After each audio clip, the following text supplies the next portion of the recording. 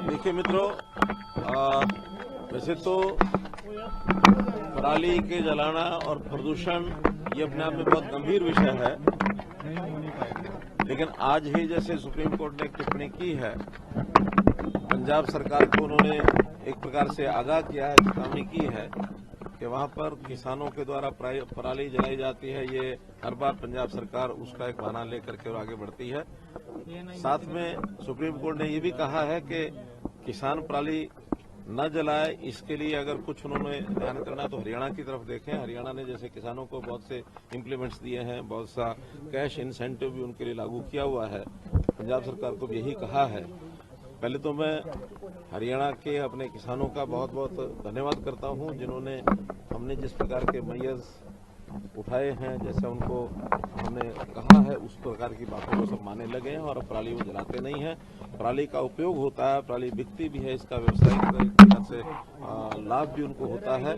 और क्योंकि पंजाब को ऐसा करना चाहिए, मैं भी ऐसा ही आग्रह करूंगा कि इन चीज़ों से हमको राजनीति से ऊपर उठना चाहिए।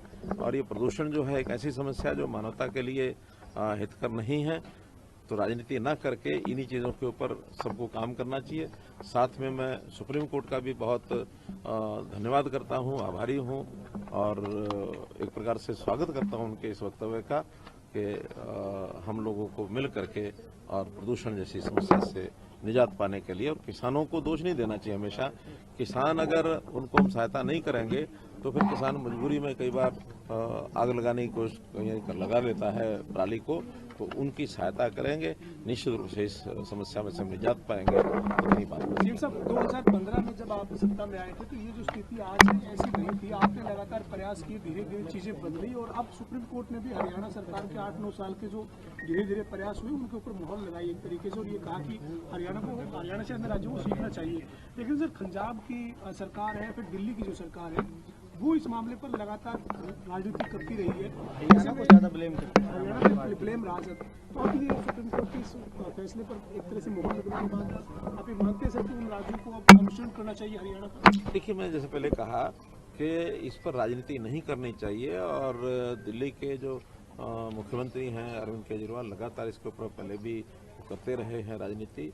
मैं तो ये कहता हूँ कि व्यवस्थाओं का पालन इस प्रकार से करना चाहिए। हमको ट्रैक करना चाहिए कि किसान जो है वो पराली जलाते तो कहाँ जलाते हैं, क्यों जलाते हैं, उनकी सहायता करनी चाहिए।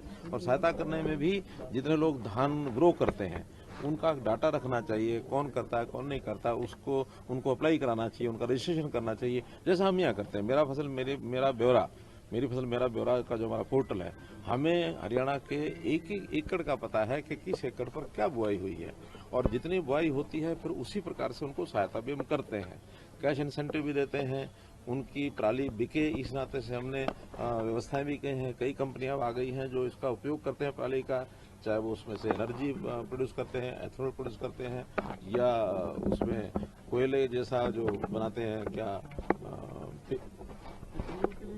नहीं, वो थर्मल के लिए हमने कोयला बनाने के लिए भी उनको